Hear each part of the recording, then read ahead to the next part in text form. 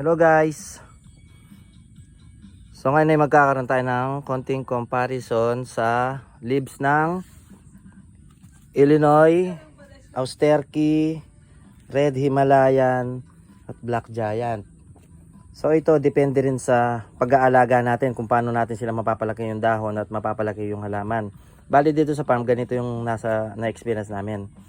So ito yung Illinois, ayan, maliit lang siya. Tapos ito yung Austerky.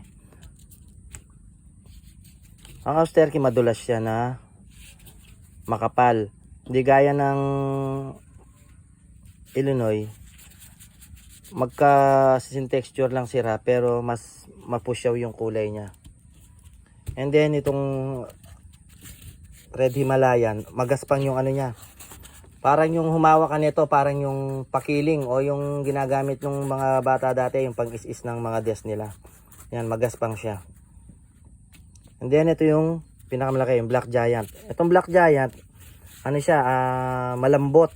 Malambot siya na manipis. Yan. Tsaka yung ano niya, wala siyang parang matatalim sa gilid. Di gaya ng mga to, matatalim sa gilid. So ayan yung comparison nila. Ayan, sa finger ko na lang sinamahan na natin. Ayan.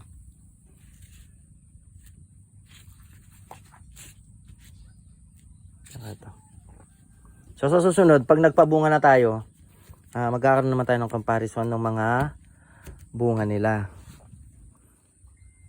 Yan lamang po at maraming salamat.